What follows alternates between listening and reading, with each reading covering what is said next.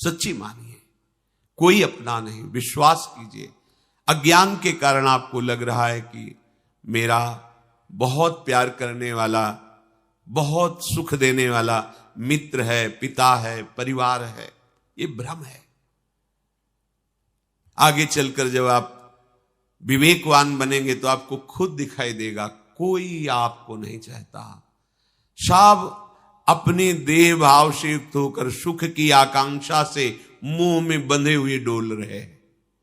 प्यार करना तो केवल प्रभु ही जानते हैं, प्रीति की रीति रंगीलो ही जाने। प्रेम का क्या स्वरूप है प्रभु जानते हैं। तो प्रेम प्रभुमय है और प्रभु से ही हो सकता है, और प्रभु ही प्रेम करना जानते हैं। यहां तो सब स्वार्थ, राग, मोह, आसक्ति, कामनाओं के वशीभूत होकर प्रियता दिखाना, ये सब नाटक माया का चल रहा है। तो पहला लक्षण है शरणागत भक्त का अपने प्रभु का नित्य निरंतर अनन्य भाव से भजन करना। दूसरा है अपने प्रभु के ही भाव में संपूर्ण विश्व को देखना।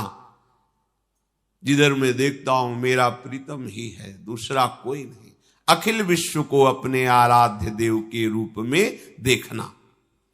तीसरा है, मैं जितने भी कर्म हो रहे हैं देख रहा हूं कि इनमें मैं कहीं करता नहीं हूं, मैं एक यंत्र हूं, मेरे प्रभु मेरे हृदय में बैठ करके करा रहे हैं।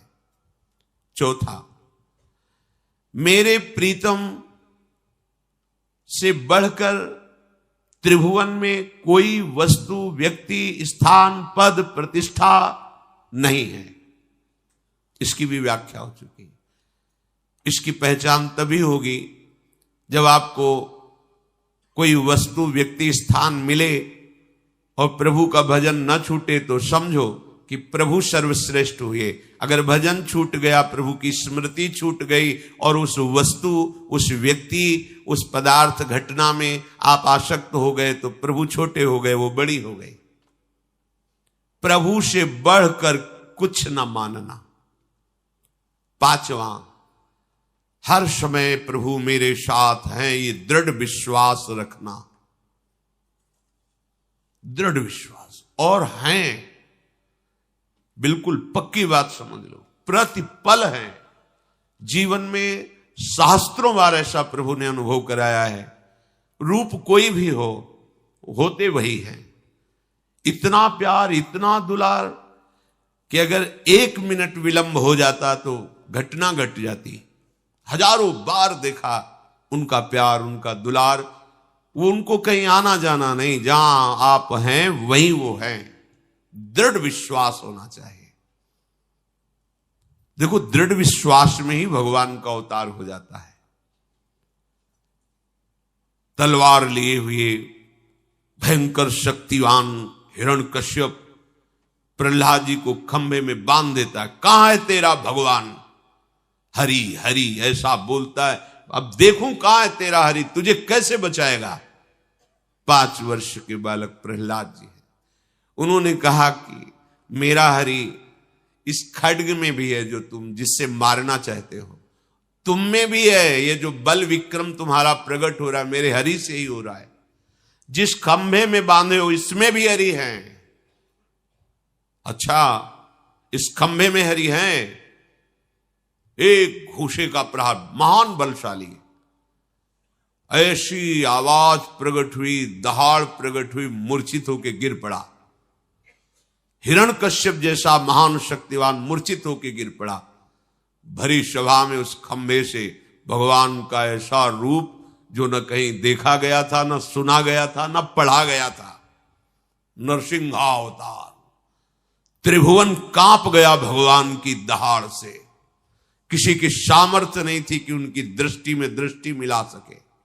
फाड़ के फेंक दिया ऐसे वरदानी तपस्वी महान बलशाली हिरण्यकश्यप को।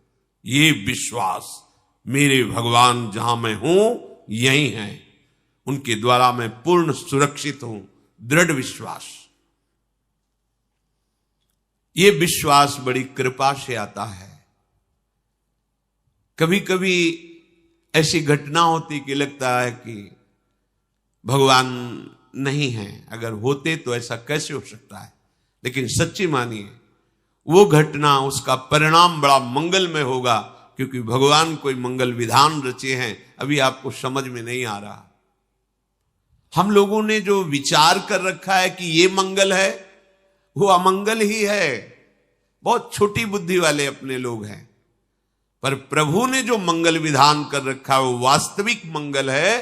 थोड़ी देर भले हमें परेशानी लगे, बाद में बड़ा मंगल लगेगा। जैसे कोई आंतरिक जहरीला फोड़ा हो गया हो और डॉक्टर के पास मां ले गई। डॉक्टर ने कहा बैठने की तो गुंजाइश नहीं है, अब तो इसका ऑपरेशन ही होगा। मां पैसे देती है, हाथ पैर बंधवा देती है उस बच्चे के, और डॉक्टर को लिखित दे देती है कुछ भी हो, तुम्हारा कोई दोष नहीं, आप ऑपरेशन कीजिए। पैसा देके तो बालक थोड़ी देर के लिए सोच सकता है कितनी निर्दयी मां है।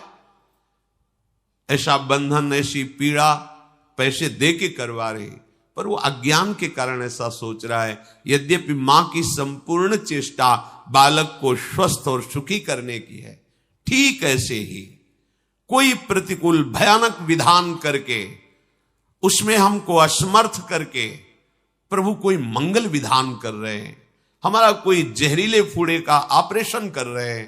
विश्वास कीजिए मंगल भवन के द्वारा मंगल हो ही नहीं सकता।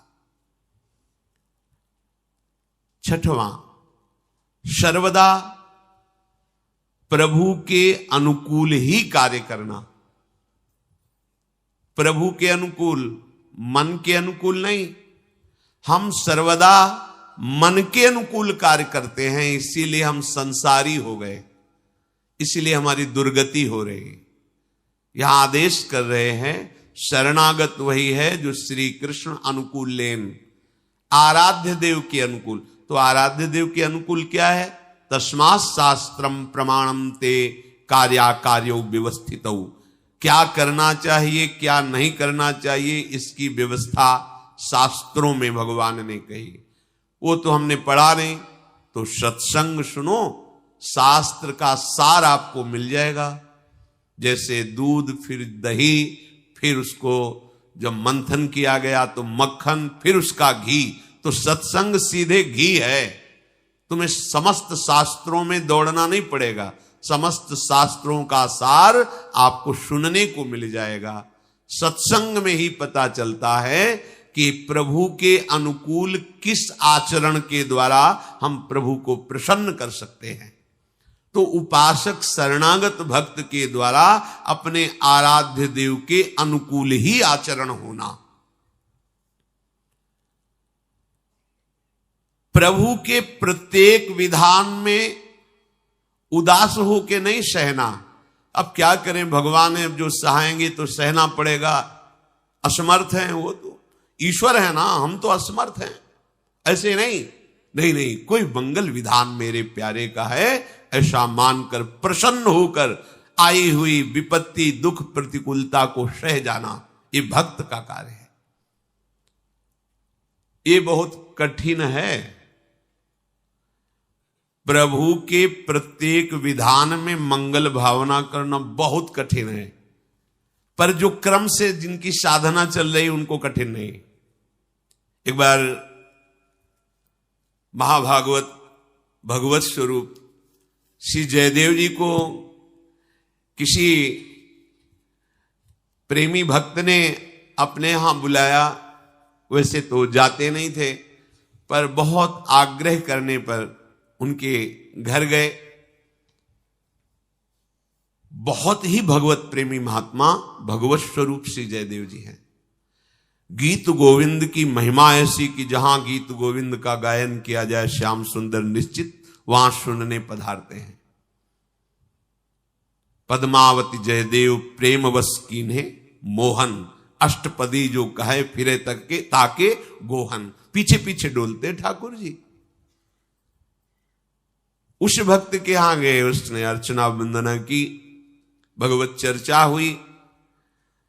अब वहां से जब जाने को उद्यत हुए तो उन्होंने कहा, महाराज मेरी बहुत प्रबल इच्छा है कि आपको हम कुछ भेंट दें, क्योंकि संतों के पास जाए या संतों को बुलाए तो फिर ये बनता है खाली हाथ जाना, गुरुदेव के पास संत महापुरुषों के दर्शन करने या भगवत श्री विग्रह के दर्शन करने। ऐसे कुछ जगहें हैं जहां निषेध किया गया है। पत्र पुष्प कुछ भी हाथ में, जो तुम्हें भाव में आए। उपनिषद तत्वदर्शी महापुरुषों ब्रह्म ऋषियों के पास जब उनके शिष्य जन जाते तो अकिंचन वलकल की लगोटी लगाने वाले तो क्या ले जाते? दुर्वांकुर, तुलसी दल, वन के पुष्प ले जाके चरणों में रखते। निषेध किया गया है गुरुजनों के पास, संतों के पास ऐसे खाली हाथ नहीं। यदि सदगृहस्थ है या विरक्त है तो विरक्त है तो दुर्वांकुर है, पत्र है, पुष्प है, उनके चरणों में अर्पित कर। गृहस्थ है कुछ तो महाराज मेरी इच्छा है, वो नहीं मुझे आवश्यक, प्रभु आपको आवश्यकता नहीं पर मेरी इच्छा है। तो स्वर्ण की कुछ मोहरें उनके चद्दर में बांध दी। प्रभु का प्रत्येक विधान मंगलमय है, ऐसा मानना भक्त का लक्षण है। ये बहुत कठिन बात है, प्रत्येक विधान में राजी हो जाना। अब आप वहां से चले अपनी कुटिया की तरफ, काफी लंबा मार्ग था,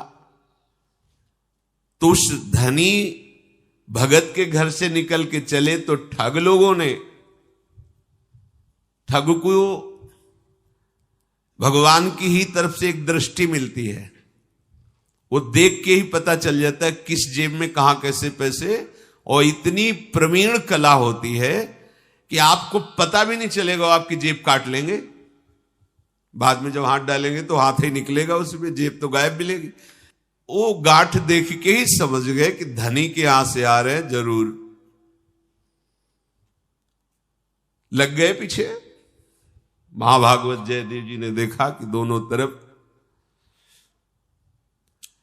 ठगने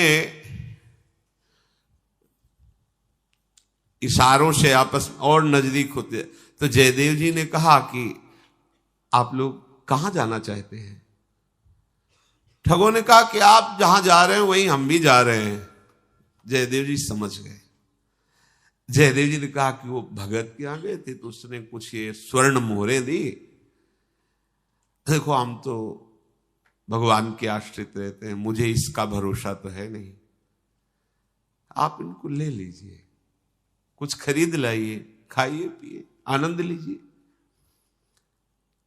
अपनी चद्दर की गांठ खोली और स्वर्ण मोहरे दे दी, ले लीजिए आप इन्हें। अगर आपको ऐसा है कि इनके लेने के लिए भाव नहीं, तो देखो हमें जाना है और आपको भी वहीं जाना है, तो रास्ते में कोई ठग ना मिल जाए, इसलिए आप रख लीजिए दोनों भाव से, कि इनको ये ना लगे कि मेरे को ये ठग समझकर शायद दे, बोले रास्ते में मिल जाओ, मैं अकिंचन बाबा जी हैं, आप रख लीजिए। उन दुष्टों ने सोचा कि बड़ा चालाक भगत है, अभी तो ये दे रहा है, आगे चलकर फंसा देगा, बहुत चतुर है, देखो बिना मांगे ही हमको दे दिए, इसमें बड़ा रहस्य। कपटी मन कपटे ही सोचता है, कपट वाले हृदय में कपट ही चाल रहती, उनको सीधे सरल भागवतिक शब्द भी कपट भरे दिखाई देते। ऐसे महाभागवत के प्रति भी उनका भाव है, बड़ा चालाक है, बिना प्रयास के अपने आप धन दे दिया, इसका मतलब सीधा साधा नहीं है, कोई षड्यंत्र रचेगा, आगे किसी न किसी को लगा के हमें फिर मरवाएगा। बोले चलने दो, इशारे से कहा चलने दो, आगे और जंगल है, इसका हिसाब कर देते हैं। ये अर्थ बड़ा अनर्थ का रूप है, यदि से भगवत भाव में न लिया जाए तो 15 दोष पैदा हो जाते हैं। जिस रुपए के लिए सब पागल हो रहे हैं ना, अगर इसे भगवान को समर्पित करके भगवत भाव में न लिया जाए तो ये 15 दोष जीवन में निश्चित ले आएगा। अर्थस्य साधने सिद्धे उत्कर्षे रक्षणे व्यये नाशोपभोग आयासस त्रासश्चिंता भ्रमो नृणाम स्तेयं हिंसा नृतं दंभः कामः क्रोधः स्मयो मदः भेदो वैरमविश्वासः संस्पर्धा व्यसनानि च एते पंचदशानर्था हर्थमूला मता नृणाम् तस्मादनर्थमर्थाख्यम श्रेयोर्थी दूरतस्त्यजेम। धन के उपार्जन करने में भी चिंता शोक भय, उपार्जन कर लेने पर उसकी सुरक्षा में चिंता भय शोक, उसके बढ़ाने के लिए चिंता भय शोक, उसके खर्चा करने में चिंता भय शोक, परिश्रम भय चिंता भ्रम ये बना रहता है जिसका लक्ष्य केवल धन होता है। फिर उसके अंदर चोरी की वृत्ति आती है। बहुत तरह की चोरी होती है, कोई जेब काटना ही एक चोरी का अंग नहीं है, बहुत है, बहुत तरह से चोरी होती है। हिंसा, कई बड़े नृशंस पापाचरण होने लगते हैं जब केवल धन लक्ष्य रहता है। मिथ्या भाषण, झूठ बोलना है तो कला हो जाती है धन प्राप्ति के लिए। पाखंड जो है नहीं वो दिखाने की भावना होने लगती है। और काम तो अपना तांडव करने लगता है। जिसके पास बहुत धन होता है उसमें व्यभिचार प्रवृत्ति भी बढ़ने लगती है। और क्रोध तो नाक में रखा रहता है और अहंकार चरम सीमा पे बढ़ने लगता है। भेद बुद्धि, बैर, अविश्वास, ईर्ष्या, परिस्त्री गमन, शराब पीना, मांस खाना, द्वित कीड़ा करना, ये 15 अनर्थ उसके जीवन में आ जाते हैं। जो धर्म से धन नहीं कमाता और जो धर्म में धन को व्यय नहीं करता, केवल स्वार्थ बुद्धि से धन की वृद्धि और उसको भोगने का भाव, तो ये 15 दोष आ जाते हैं। कितना भयानक इसमें दोष बनता है कि ऐसे महाभागवत जयदेव जी के प्रति इनके कैसे भाव बने। दे दिया था, मत जाते आगे, वहीं से पीछे लौट जाते। अगर तुम्हें भय था तो साथ मत जाते, दे तो दिया ही था। लेकिन बुद्धि भ्रष्ट हो जाती है जब हम अधर्म आचरण करते हैं। बड़ी नृशंस पापाचरण की वृत्तियां धन में बढ़ने लगती है। जयदेव जी ने आनंद पूर्वक उनको दे दिया, उनको कोई कष्ट नहीं हुआ। एक ने दिया, एक ने ले लिया। उन चारों ने विचार किया, देखो पीछे हटे और देखो बहुत चालाक है, मार डालो इसको मिलकर के यही। एक ने कहा देखो सच्चाई से धन तो उसने दे ही दिया है, मार डालने की क्या आवश्यकता है, कोई विरोध कर रहा हो तो मार डाले। कहा नहीं, मतलब तुम समझते नहीं, ये आगे चल करके हमारे लिए खतरा बन जाएगा। तो तीसरे ने कहा कि बात तुम्हारी सही है, ये आगे चलकर राजा से शिकायत कर देगा, प्रभावशाली है, फिर हम सबको बंदी बनाया जाएगा और फांसी की सजा होगी। चौथे ने कहा चलो हम बात समझ गए, तुम्हारी भी तुम्हारी भी तुम्हारी भी, इसे मारो मत जान से। इनके हाथ पैर दोनों काट के यही जंगल में कुआं उसमें डाल दो। बात पक्की हो गई, चारों सहमत हो गए। देखो ऐसे महाभागवत के, मतलब यही बात समझना थोड़ा कठिन होता है कि साक्षात भगवान के अनुराग में डूबे हुए भगवत स्वरूप महापुरुष हैं। मतलब जगन्नाथ जी के मूर्तिमान स्वरूप समझो जयदेव जी को। ऐसी भक्ति है, अभेद भाव को प्राप्त है, भगवत स्वरूप है। हम लोगों का तो उनकी जूठन, उनकी चरण रज से थोड़ा थोड़ा मन लग जाए, यही बहुत बड़ी बात है। क्या अपराध यहां है? जिनके पीछे भगवान डोलते हैं उन भक्ति की बात हम कह रहे हैं। एक बार अष्टपदी में देहि में पाद पल्लो मुदारम, इसमें बहुत विचार करते रहे, लिखने की हिम्मत नहीं पड़ी। लालजू श्री जी से कह रहे हैं कि आप अपने उदार चरणारविंद हमारे माथे पे विराजमान करें, शिरस में। बहुत देर कलम लिए बैठे रहे, फिर हिम्मत नहीं पड़ी, स्नान के लिए चल पड़े। उधर वो स्नान के लिए निकले, इधर वैसे ही जयदेव जी का रूप रख के तुरंत लौट आए प्रभु। जयदेव जी स्नान कर रहे और पद्मावती जी ने कहा, भगवान अभी तो आप गए तुरंत, वहां वो पंक्ति थी लग नहीं रही थी, अब लग गई, और जाके लिख दिया। काफी देर बाद जयदेव जी स्नान करके आए तो पद्मावती जी ने कहा, अभी आप गए थे, आए फिर आए? हम कब आए? हम तो गए थे स्नान करके फिर आए। बोले नहीं, आप लौट के आए थे, कह रहे थे पंक्ति लग गई, लिखना है, दौड़ करके गए, देखा तो लिखा। ओहो, स्वयं प्रभु आए, पीछे पीछे प्रभु डोलते। ऐसे महाभागवत के हाथ पैर काट दिए, क्या अपराध था?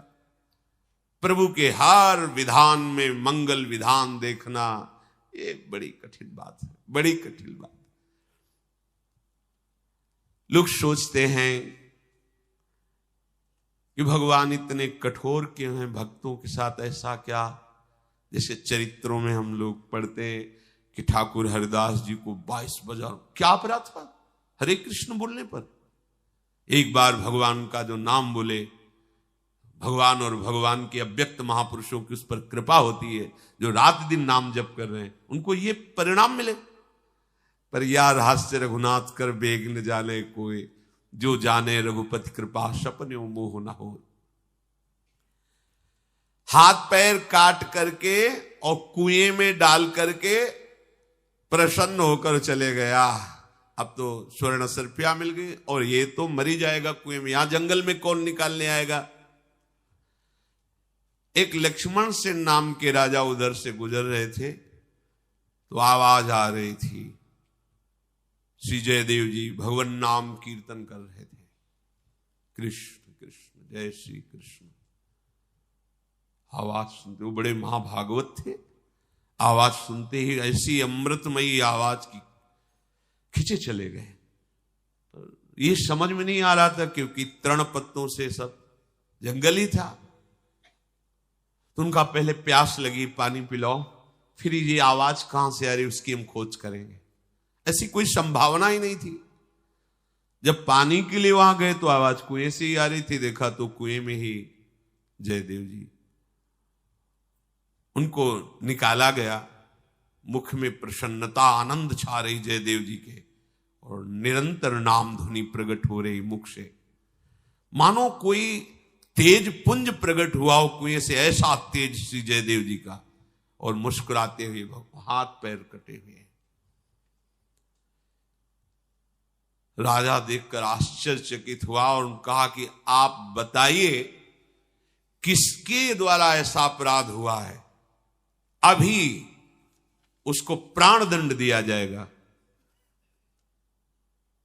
तुम कहा कैसे बताएं किसके द्वारा? नहीं बताया। अगर बता देते तो राजा हैं, उनके गुप्तचर हैं, खोज करते कौन से लोग इनके साथ देखे गए, क्या अपना विधान करते। जैसे कलयुग जब डंडे और लातों से मार रहा था धर्म को, बैल रूप में थे, तो परीक्षित जी ने पूछा कौन तुम्हें दंड दे रहा है? तो उनका नवयम क्लेश बीजानि यतः स्युः पुरुषर्षभ पुरुषम तम बीजानीमो वाक्य भेद विमोहिता केचिद विकल्प वसना आहुरात्मानमात्मनः दैव मन्ये परे कर्म स्वभावमपरे प्रभुम अप्रतर्क्याद निर्देश्या दितिके स्वपि निश्चयः अत्रानुरूपम राजर्षे विमर्श स्वमनीषया। धर्म ने कहा, राजन मैं निर्णय नहीं कर पा रहा हूं कि कौन मुझे दंड दे रहा है। ये जो क्लेश मिलता है, जो दंड मिलता है, इसका निर्णय नहीं किया जा सकता, क्योंकि जो कभी द्वैत स्वीकार ही नहीं करते, दूसरा है ही नहीं, मानो ब्रह्म ज्ञानी, ब्रह्म के सिवा दूसरा, वो ब्रह्म मैं हूं, तो अब उनके शरीर को जो पीड़ा पहुंचा रहा है कौन है? कौन है दूसरा? दूसरा ही नहीं। जैसे अपनी जबान अपनी दांत से कट जाए तो किसको दोष देंगे, किस पर रिपोर्ट करेंगे? जो द्वैत स्वीकार ही नहीं करते तो वो दुख को भ्रम जानते हैं। कौन दुख? कैसा दुख? किसका दुख? कौन पीट रहा है? एक ही स्वरूप तो है। ये बड़ी ऊंची बात है। कुछ लोग ऐसे हैं जो प्रारब्ध को कहते कि प्रारब्ध था तो ऐसा दुख आ गया। कोई कहता है स्वभाव के कारण, कोई कहता है इनके कर्म थे, कोई कहता है ईश्वर का विधान था। ये सब बड़ी बातें सुनी जाती हैं, इसलिए आप ही निर्णय कर लो कि कौन दुख दे रहा है। मतलब धर्म कहता है अपने दुख देने वाले को भी हमें नहीं बताना है। बड़ा विचित्र धर्म का स्वरूप है। राजर्षि, अब तुम राजा हो, खुद अपनी बुद्धि से जांच लो कि कौन मुझे दुख दे रहा है। जयदेव जी से बार बार पूछा कि आपके साथ ऐसा बर्ताव किसने किया है। जयदेव जी जानते हैं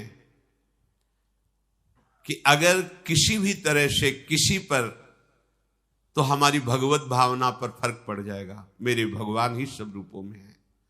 दूसरी बात है, जो दूसरे की निंदा करता है, दूसरे की चुगली करता है, दूसरे के पापाचरण को दूसरों से बताता है, उसको वही गति प्राप्त होती है जो पापाचरण करने वालों को होती है। इसलिए ये बड़े शौक से जो निंदा सुनते हैं, निंदा करते हैं, दूसरों की चुगली, दूसरों की गंदी बातें, पापाचरण, ये मलिन अंतःकरण है, निर्मल अंतःकरण। आंख मुंदी भगवत प्रणाम किया। ये सब जितनी लीलाएं हैं, रजोगुणी, तमोगुणी, सतोगुणी, मायाकृत हैं, सच्चिदानंद भगवान सब में विराजमान हैं, उनको भक्त देखता है, उन लीलाओं को नहीं। जो तमोगुणी आसुरी प्रवृत्ति की लीलाएं, रजोगुणी भोग प्रवृत्ति की लीलाएं, वो नहीं देखता। जयदेव जी ने कहा, अपने दुख का कारण तो हम बता ही नहीं सकते कि कौन और कैसा दुख। ये है महाभागवतों की बात। वही राजा बादशाह जब ठाकुर हरिदास जी के समीप गंगा में जो फेंक दिए गए थे, किनारे लगे, फिर वहां तो जब सुना तो गए चरणों में प्रणाम, मैं आपकी महिमा नहीं जानूं। बोले नहीं, कोई दुख नहीं। बोले नहीं, आपको इतना नहीं, कोई पीड़ा नहीं, मेरे हरि का कोई मंगल विधान है। तुम निश्चिंत रहो, तुम जाओ, सुखी रहो, आनंदित रहो, तुम्हें कभी दुख न प्राप्त हो, मुझे कोई पीड़ा नहीं। कैसा हृदय होता है भगवान के शरणागतों का। ये गोविंद का लीला विलास है। जयदेव जी ने कहा, जयदेव जी के इस भाव को देखकर राजा बिक गया कि अपने दंड देने वाले को भी दंड देने की इच्छा नहीं है। ये तो महाभागवतों में होती, किसी दूसरों में नहीं होती। साष्टांग प्रणाम किया और कहा, महाराज यदि आप कृपा करें तो मैं आपको अपने राजमहल में ले चलना चाहता हूं, आप आदेश कीजिए और वहां कुछ दिन आप सेवा स्वीकार कीजिए। मेरा बड़ा सौभाग्य होगा यदि आप हां कहेंगे। ये भी भगवान का विधान, जैसी जगन्नाथ जी की इच्छा।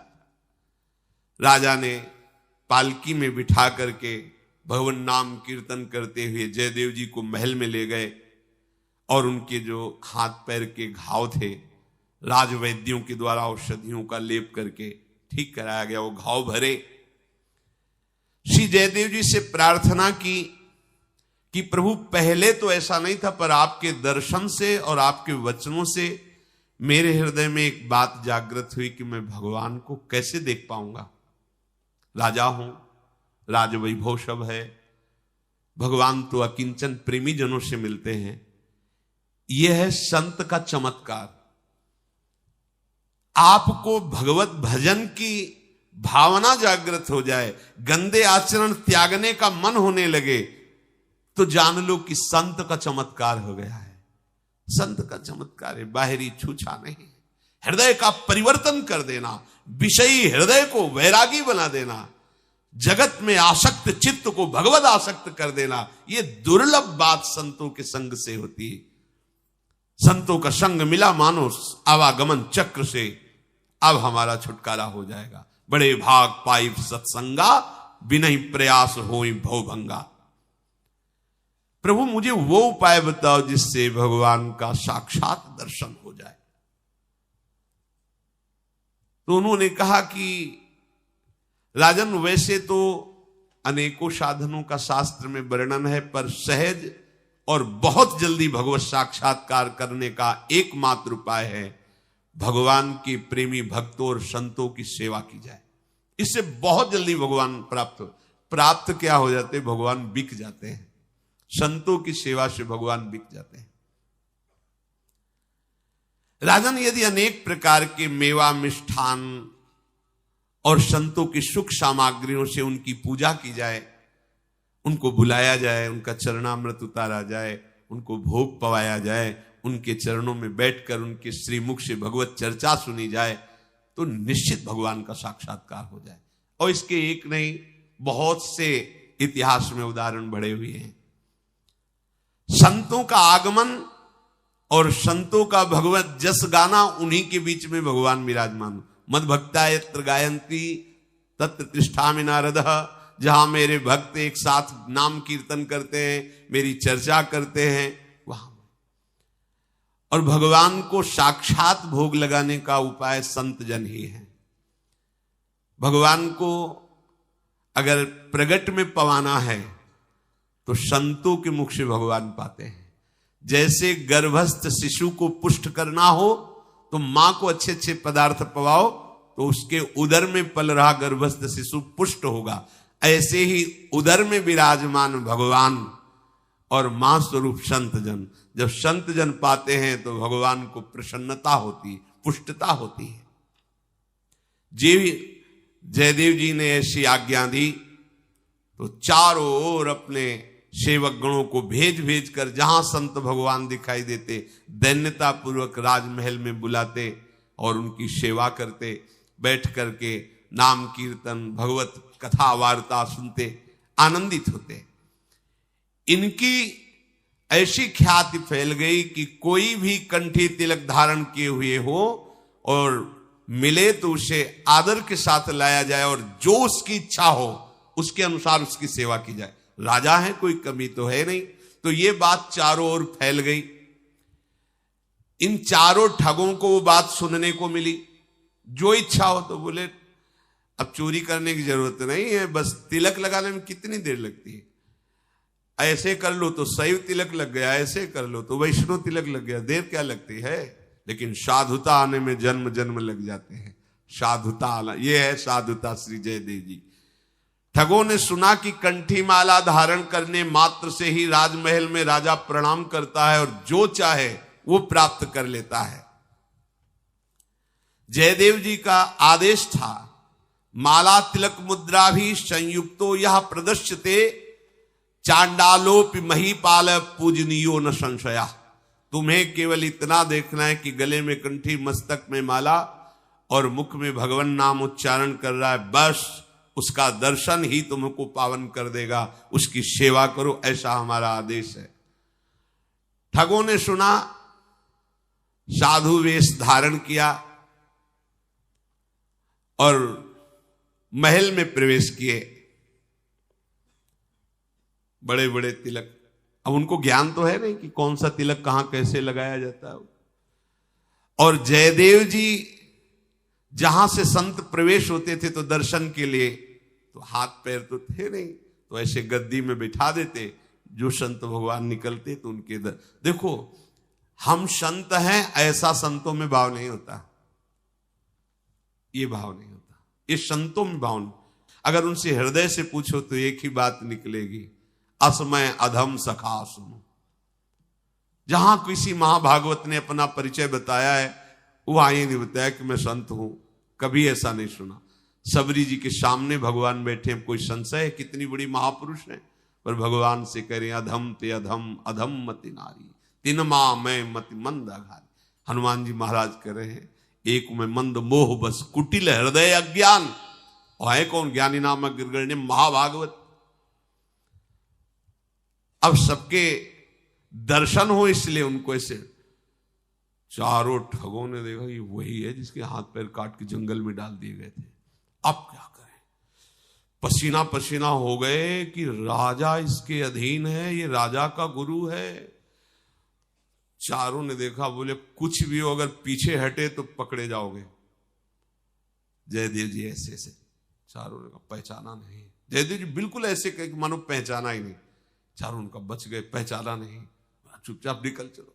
जयदेव जी ने उनको भी प्रणाम किया, कुछ बिल्कुल ऐसे गंभीरता से प्रणाम किया और राजा को बुलाया।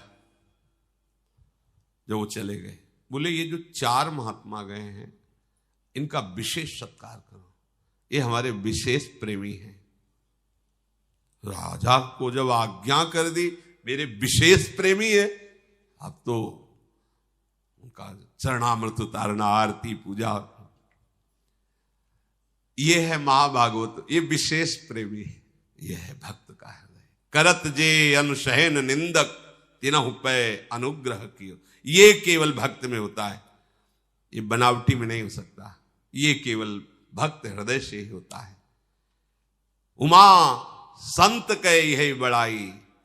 संत सामने लिख लेना बहुत सरल है, 2 शब्द, संत प्रवर, अंतरराष्ट्रीय संत या संत लिखना बहुत सहज है, लेकिन हृदय में साधुता आ जाना गोस्वामी जी मांग रहे हैं प्रभु से। कबहू कहो यह रहा नहीं रहोंगो, श्री रघुनाथ कृपालु कृपाते। साधु स्वभाव भगवान को अधीन कर लेता है। देखो ये मनुष्य कृत बुद्धि हो ही नहीं सकती। राजा को बुला के कहा विशेष सत्कार, क्योंकि ये मेरे बड़े प्रिय और पूर्व परिचित संत हैं। हम जानते हैं, पूर्व परिचित है, बड़े प्रेमी हैं, और हाथ पैर यही काट के डाल गए थे कुएं में।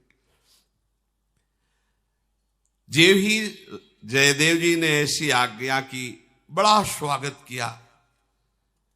राजा स्वागत कर रहा है और चारों कह रहे समझो बकरे को जब बलि दी जाती है तो पूजल भी किया जाता है, अच्छा खवाया जाता है, खा लो। सबसे ज्यादा राजा की दृष्टि आप पे ही है, तो ये ना समझो तुम्हारा पूजन हो रहा है।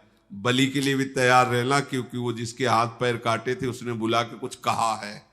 कपटी तो कपट ही सोचता है ना। राजा औरों को तो जाने दिया, जो खा पी के जल्दी जाने को हुए तो उनका नहीं महाराज, आप तो हमारे गुरु जी के विशेष प्रेमी, आपको तो रुकना ही पड़ेगा। आपके हाथ जोड़ते हैं, आपके पैर पड़ते हैं, आज तो आपको नहीं जाने। बोले समझ लो, मतलब अब तो पक्का, मतलब जो दुष्ट स्वभाव होता है वो दुष्टता नहीं छोड़ता है। उन्होंने कहा नहीं महाराज, यदि आप रोकेंगे तो हमारी दिनचर्या बिगड़ जाएगी, हमारा नियम है साधना का। बड़े प्रवीण होते, ठग लोग भी बड़े प्रवीण होते हैं, हमारा नियम बिगड़ जाए, हमारा नियम। अब संतों के नियम तो होते ही है। तो उनका हाँ महाराज, फिर आप कोई आज्ञा कीजिए। आप में विशेष श्रद्धा दिखाई दे रही है, इसलिए कह रहा हूं, दूसरों से तो कहता नहीं। कहा कि महाराज हमारे यहां बहुत बड़ा आश्रम है, साधु सेवा चलती है, यदि आप कुछ धन दे दे, वैसे हम किसी से मांगते नहीं, पर आपकी श्रद्धा देख के कह रहे। राजा ने कहा धन? सेवकों को कहा खजाना खोल दो, ये हमारे गुरुजी के विशेष। अब उठा गए, उनको भोजन तो मिल ही गया, सब कुछ हो गया, उन्होंने सोचा ऐसा धन मिल जाए जब इतना श्रद्धा दिखा रहा है कि अब ठगाई छोटे छोटे पैसों के लिए क्या करना है, यहीं से ले जाए। राजा ने कहा इनको खजाने में ले जाओ और जितना ये बांध पावे, जितना ले जाएं ले जाने दो। राजा ने अनेक वस्त्र आभूषण ये सब दिए ही, और उनको खजाने, वो खजाने में जाके बाहरी चद्दर फैला के। तो जो सेवक जन वो सोच रहे ऐसे संत नहीं होते, संत जन ऐसे नहीं होते जैसा इनका व्यवहार दिखाई। क्योंकि संतों का और संत वेशधारियों का अलग ही आचरण होता है, थोड़ी देर दिखावा होगा, पर आप गौर से देखोगे तो जमीन आसमान का अंतर होगा, जैसे पीतल और स्वर्ण। कांति आपको एक जैसी लग सकती स्वर्ण और पीतल की, लेकिन थोड़ी देर देखने में अंतर पता चल जाएगा कि ये स्वर्ण है तो ये पीतल, पहचान वाले को। अब वो इतना गट्ठर बांधे कि अकेले उठ नहीं रहा था।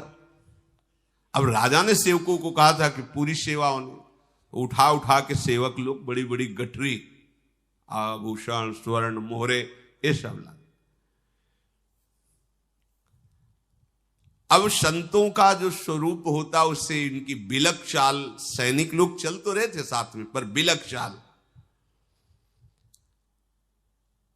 जो सेवक राजा के थे उन्होंने इनसे कहा कि महाराज आज तक तो हमने ऐसी संत सेवा नहीं देखी, ना ऐसे संत देखे। रास्ते में जब लेके चल रहे, हमारे महाराज इतना आदर नहीं किए जितना आपको किए कि खजाने पहुंच, और ऐसे संत नहीं कोई देखे कि ऐसी गठरी बांध करके सब खजाने से, आप कुछ विशेष लग रहे हो। जब राजपुरुषों ने पूछा कि नित्य महात्मा आते रहते हैं, नित्य सेवा होती रहती, पर हमारे राजा को जो हमारे राजा के गुरुदेव ने आदेश दिया वैसा किसी के लिए नहीं दिया, तो आप कैसे विशेष हैं, मतलब क्या आपका परिचय है जो पूज्य श्री जयदेव जी ने आपके लिए ऐसा। उन्होंने कहा कि देखो बताना नहीं किसी से, अब कोई खा पी रहा है, जी रहा है, काहे को बाधा डालोगे। अगर हम तुम्हारे गुरुजी की बात बता देना राजा के, तो अभी उनको डंडा मार के बाहर निकाल दिया जाएगा, इसलिए वो हमारा विशेष आदर करवा रहे हैं। मैं उनकी गुप्त बात जानता हूं। अरे ठग लोग, मतलब ये दुष्ट लोग कैसे, इनकी दिमाग में भगवान ने कितनी बुद्धि दी है कि बड़े बड़े प्रभावित हो जाएं, बड़े बड़े प्रभावित हो जाए। बोले नहीं आप कुछ तो बताइए। बोले किसी से कहना नहीं, तुम्हारे ये जो राजा के गुरु है ना, एक राजा के यहां नौकरी करते थे, और वहां जो इन्होंने गद्दारी और बेईमानी की ना, राजा ने इन्हें मार डालने की आज्ञा दी, परंतु हम ही साधु स्वभाव के फिर सलाह दी कि जान से तो मत मारो, हाथ पैर। तो इनके हमारे कारण इनकी जान बची और हाथ पैर कटवा दिए। अब ये वो अपने मन में उपकार रखते हैं मेरा, इसलिए उन्होंने इस राजा से हमारा सत्कार करवाया और इतनी सेवा करवाई कि कहीं हमारी पोल न खुल जाए। देखो दुष्टों की चाल और इनकी प्लानिंगें ऐसी होती है कि आदमी विश्वास भी कर ले। मतलब इनमें भी भगवान की एक विशेष शक्ति होती है। हमने देखा है ठग कपटी चालबाज लोग, ऐसी चाल कि बड़े बड़े लगता है, नहीं बिल्कुल ठीक बात है, बिल्कुल सही बात कह रहे हैं, ऐसा लगेगा बिल्कुल सही, और बिल्कुल 100 में 100% झूठी। ये जो हमारा विशेष सत्कार हुआ ना, वो इसीलिए करवाया कि इनकी बात खुल न जाए। अब भगवान को सहन नहीं हुआ। अभी तक तो भगवान सहन करते रहे, अब भगवान को सहन नहीं, अब दुष्टता की हद हो गई, ये हद हो गई। इतने बड़े महान साधु के प्रति ऐसा फिर लांछन, बिना किसी अपराध के इन दुष्टों ने हाथ पैर, इनको तो बहुत सजा मिलनी चाहिए, पर वो साधु स्वभाव से इन पर कृपा की तो और आरोप लगा दिया। फटी गई भूमि सब ठगवे समाई गए, भय चकित दौरी स्वामी जू पे आए हैं। कही जीती बात सुनी गात गात कांप उठे, हाथ पांव मीड़े भय ज्यों के त्यों सुहाए हैं। अचरज दो नृप पास जा प्रकाश किए जिए, एक सुनी आए वाही ठोर धाए हैं। पूछे बार बार शीश पायन पे धारी रहे, कहिए उघारी कैसे मेरे मन भाए हैं। उन दुष्टों ने जो साधु वेश धारण किए हुए थे, इस प्रकार जे भी झूठ बोले ते भी जाओ थे, वहीं की भूमि फट गई और क्षमा गए। जो राजपुरुष थे वहीं थे, पर वो सुरक्षित है, वो दुष्ट उसी में। बड़ा आश्चर्यचकित हुआ और बड़ा अंदर की क्या हो गया, ये साधु वेशधारी चार लोग कैसे समा गए भूमि पे। देखो, एक सीमा है। अगर संत के हृदय में क्षोभ हो जाए तो तत्काल तुम नष्ट हो जाओगे। अगर वो क्षमा कर रहे हैं तो भी एक सीमा है। उमा क्षमा सापहुते भारी, अपने कर्म। अगर आपने गलती की वो क्षमा कर दी, अब अगली गलती मत करना। अगर अगली गलती कर दी तो पीछे वाला हिसाब जोड़ के फिर ऐसा हिसाब आएगा। साधु यदि डांट दे, गाली दे दे, तुम्हें दंड दे दे तो नाच पड़ना, अब तुम्हें कोई दंड नहीं दे सकता, भारी से भारी अपराध पर भी। और यदि वो मौन हो जाए तो भयभीत हो जाना, क्योंकि अब जो हिसाब होगा तुम उसको निर्वाह नहीं कर पाओगे। गंगा जी में नाव में बहुत लोग बैठे थे और वो जो संगीन वाली बंदूक होती है ना, जिसमें चाकू होती है, ऐसे जंजीर पड़े, तो वो राज कर्मचारी लिए हुए 3-4 उस पे चढ़े। एक संत बैठे हुए थे, उनके शिष्य भी बैठे हुए थे और लांग बूट पहने हुए साइड में हो, और वो इतनी ठसाठस भरी हुई थी कि साइड ने तो जूते की ठोकर मारी। साइड हो ऐसे, वो बार बार कोशिश करते पर जगह नहीं थी। आगे गुरुदेव बैठे थे, उनको धक्का ना लगने पावे, एक चाटा मारा खींच के आगे। क्योंकि संत के प्रति कोई संत ही भाव रख सकता है या सात्विक जन भाव रख सकते हैं, क्योंकि भिक्षुक भेष ऐसे तो क्या। अब जो पदाधिकार के अभिमान में उसको संत क्या समझ में आए, लेकिन उनको ये पता नहीं है कि अनंत ब्रह्मांडों के स्वामी का दासत्व लिए हुए जो बैठे, तो अगर इनका अपराध बन गया तो राम रोष पावक सो जरई। पूरी गंगा जी में पार होते होते 3-4 बार उन्होंने थप्पड़ मारे उनके। गुरुजी इससे देख के शांत रहते। बहुत कृपा होती संतों के हृदय में भगवान की, वो हर समय अपने भगवान का विधान समझते रहते हैं। अब नाव जब पार हुई तो किनारे की तरफ पानी कम था, वहां नाव नहीं जा सकती थी 8-10 कदम, तो लोग मंझा के जा रहे थे। वो संगीन को वो जो बंदूक ऐसे ऐसे करके ऐसे छलांग लगाई, जिन्होंने बार बार जूते की ठोकर और थप्पड़ मारी थी। अब इतना ज्ञान नहीं कि बालू में वो धंस जाएगी, वो धसी और बूट फिसला और सीधे ऐसे वो चाकू लगी थी ऊपर, उन्हीं के गले में ऐसे गिरे। गुरुजी खड़े हुए 3-4 थप्पड़ अपने शिष्य के मारे और कहा अगर कुछ भी कटु भाषण बोल देता तो ये बच जाता। तुम कुछ बोले नहीं, तत्काल साधु अवज्ञा तुरंत भवानी। अगर किसी साधु को तुम मार रहे हो, पीट रहे हो, गाली दे रहे हो, चुप होए, तो आप निश्चित समझ लो बहुत जल्दी हिसाब होने वाला है आपका, बहुत जल्दी पतन हो जाएगा, बहुत जल्दी कोई न कोई विघ्न आ जाएगा। अगर वो कहीं कटुवचन बोल दे या कुछ ऐसे दंड दे दे, क्षमा हो गया। जयदेव जी ने एक कटुवचन भी नहीं कहा, पर ये अपराध पे अपराध करते गए, भूमि फट गई, नरक को प्राप्त हुई। भारी कष्ट मिलता संत द्रोही को, और गुरु द्रोही के लिए तो नरक में भी, जैसे कहते हैं ना, नरक में भी ठौर नहीं, नरक में भी ठौर बहुत घृणित। जैसे जेल में कोई जाता है ना तो पूछता है, हाँ ये आजीवन कारावास के क्या करके आए, बोले बेटी के साथ बलात्कार, पत्नी की हत्या। वैसे घृणित भाव से देखते हैं। वहां के कैदी भी उसकी अच्छी धुलाई करते रहते हैं। वहां कैदियों के बीच में कभी उसको आदर नहीं मिलता, इतने निकृष्ट आचरण वाला। ऐसे ही गुरुद्रोही संत द्रोही को नरक में भी ठौर नहीं मिलता। पर ये लोग जो भगवान की माया से ठगे गए हैं, साधारण समझ करके संतों की निंदा, संतों की अवहेलना, और उसका कारण होता है कि वास्तविक साधुता जिनके हृदय में नहीं, साधुता का वेश धारण करके ऐसे आचरण करते हैं जिनसे लोगों को लगता है संत ऐसे ही होते हैं। संत अपने प्राण दे सकते हैं लेकिन भगवान की आज्ञा के विरुद्ध नहीं चल सकते, बात समझ लेना। जैसे ऊसर में कितना भी खाद पानी लगा दो अंकुरण नहीं हो सकता, ऐसे संत के हृदय में वो बात ही नहीं उदय होगी जो भगवान के विरुद्ध हो, उसे संत कहते हैं। संत हृदय जिम उपज न कामा, ऊसर वर्षई तृण नहीं जामा। आज तक कभी भगवत प्रेमी महात्माओं के चरित्रों में कहीं ऐसा नहीं पाया गया जिससे किसी का मंगल, किसी का अहित हुआ हो। हम लोग अपने स्वार्थ का पोषण करने के लिए, साधुता हृदय में ना होने के कारण ऐसे आचरण कर बैठते हैं जो हमारे गुरुजनों और संतों को गालियां मिलती, लोगों की श्रद्धा संतों के प्रति कम होने लगती या नष्ट हो जाती। संत ऐसे नहीं होते।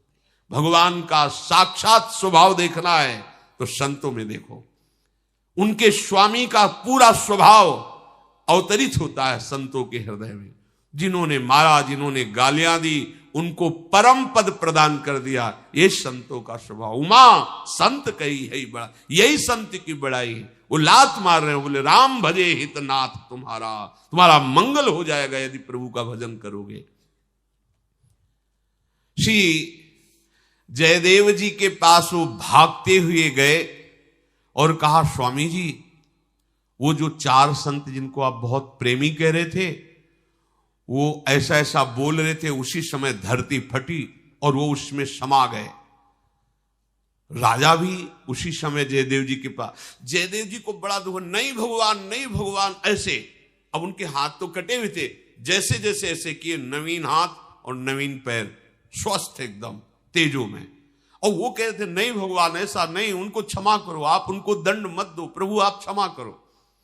चाहे जितना कहो, जैसे दुष्ट की दुष्टता एक सीमा तक अपने जनों के ऊपर भगवान देखते रहते, जब उनका हृदय शीतल है, वो क्षमा कर रहे हैं, प्रार्थना कर रहे हैं। अगर आप बढ़ते चले गए, आपको लगा कि हमने निंदा की, हमने अपमान किया, हमारा कुछ नहीं हुआ, आप ऐसा ना समझो, ऐसा ना समझो। सैकड़ों बार वो प्रभु से प्रार्थना, नहीं प्रभु बिल्कुल नहीं, हे करुणा निधान, आपका ही बनाया हुआ विधान, नाथ यदि आप चाहो तो उसकी बुद्धि शुद्ध करके अपना परम पद दे सकते हो। प्रभु वो दंड का अधिकारी नहीं, आपकी माया से भ्रमित, तो प्रभु भी शांत रहते। अब उसको लगा कि हम तो इतनी बार निंदा की, इतना अपमान किया, कुछ नहीं बिगड़ा ना, इसका मतलब कोई नहीं बिगड़ने वाला। और जहां अपराध किया, फिर भगवान भक्ति की भी नहीं सुनते, फिर भगवान भक्ति की भी नहीं सुनते। साधु अवज्ञा कर फल ऐसा, जरे नगर अनाथ कर जैसा। जब राजा ने देखा कि इनके सुंदर सुंदर कर कमल और चरण कमल प्रकट हो गए, तब उन्होंने कहा प्रभु कोई तो गुप्त बात है, आप कृपा करके बताओ, अभी तक छुपाते रहे, क्या बात है? आप इतने दुखी हुए उनके लिए, आप उनके लिए आज्ञा की विशेष सेवा कीजिए और उनका धरती में फटकर समा जाना और आपके नवीन हाथ और पैर उदय हो जाना, आप कृपा। तो उन्होंने कहा कि आप दोष दर्शन मत करना। उनकी प्रवृत्ति अर्थ में थी, धन में थी, मोहरे लेकर भक्त ने दिया था, जा रहे थे, उनकी ऐसा लगा कि इनकी इच्छा, हमने उनको दे दिया, फिर भी उनको संतोष नहीं हुआ, हमारे हाथ पैर काट करके कुएं में डाल दिए, फिर आप मिले। तो जो मेरा अहित अमंगल करता है वो किसी तरह मेरे से तो जुड़ा ना, उसका मंगल होना चाहिए। संतों की क्या भावना, किसी तरह मेरे से जुड़ा ना, लोभ से सही, किसी तरह उसका मंगल होना चाहिए। राजा को बड़ी प्रसन्नता हुई, हृदय में मानो नवीन प्राण आ गए। क्यों नवीन प्राण? अश्रद्धा हो रही थी कि ऐसा कैसे हो सकता है कि मेरे गुरुदेव ऐसे थे, जिनके दर्शन मात्र से मुझे भगवत प्रीति का भाव जागृत हुआ, वो एक अपराधी थे, उनके हाथ पैर कटवा करके डाल दिए गए, ऐसा कैसे हो सकता है? दूसरी बात, जो साधु वेश में आए वो ऐसा कैसे आचरण कर सकते हैं कि धरती फट जाए? जब पूरा रहस्य समझ में आया, उनको बड़ी प्रसन्नता हुई। राजा ने जयदेव जी से कहा, अभी तक जिस बात के लिए तरसते रहे वो आज आप कृपा करके पूरा करो। अपने चरणों का चरणामृत और अपना कर कमल हमारे सर पर रखो। तो प्रभु के हर विधान को जो मंगलमय जानता है, मंगलमय मानता है, वही भगवान का शरणागत है। नवा, अपने प्रभु को ही अपने सारे संबंध से प्यार करना। कल चर्चा हुई थी, गृहस्थ जन अपने समस्त संबंधियों में प्रभु को देखे, विरक्त जन अपने सारे संबंध प्रभु में देखे। माता पिता भाई बंधु जो भी अपना भाव है अपने प्रभु से हो, या जो भी अपने सगे संबंधी उनमें प्रभु भाव हो। 10वां, प्रत्येक शुभ कर्म प्रभु की प्रेरणा से हो रहा है। साधना कभी अहम ना करे शरणागत भक्त, जो भी हो रहा है मेरे प्रभु से हो रहा है। प्रभु की कृपा के बिना एक कदम भी परमार्थ में नहीं चला जा सकता। हम इतना करते हैं, हम ऐसा करते हैं, हम वैसा करते हैं, ये व्यर्थ का अभिमान मत करो। अगर गुरु जी की कृपा ना हो तो एक दिन भी भजन साधन नहीं बन सकता है। अगर कृष्णचंद्र जी की कृपा न हो तो एक बार कृष्ण नहीं बोल सकते, किशोरी जी की कृपा न हो तो एक बार राधा नहीं बोल सकते, नहीं बोल पा रहे। देखो सृष्टि में कितने हैं, लोक लोकांतर में कितने कितने लोग राधा बोलते, कितने लोग कृष्ण बोलते, जिन पर कृपा है। तो हमारी जो साधना है, हमारी जो दिनचर्या है, हमारा जो भागवतिक उपासना, वो हमारी आराध्य देव की, आचार्य देव की, गुरुदेव की कृपा से है, ऐसा शरणागत भक्त देखता है। 11वां, प्रभु के प्रतिकूल कोई भी कार्य न करना और प्रत्येक प्रतिकूल वस्तु से उदासीन रहना, चाहे वो लौकिक दृष्टि से कितनी ही आवश्यक उच्च या प्रियतर हो, चाहे जितनी उच्च या प्रियतर हो। जो अपने आराध्य देव को पसंद नहीं, वो भूल कर भी हमें कार्य नहीं करना। देखो कई बार ऐसा होता है कि मन की प्रेरणा को हम भगवत प्रेरणा मान लेते हैं, लेकिन इसको पहचानना पड़ेगा। जब आप कोई गलत कार्य कर रहे होंगे तो अंदर से एक आवाज आती है, गलत है मत करो, वो भगवान बोल रहे हैं। जब आप कोई सही कार्य करेंगे तो हृदय शीतल होता और मन में प्रसन्नता का स्फुरना, तो समझो ये भगवद आदेश है और वो शास्त्र सम्मत बात होनी चाहिए।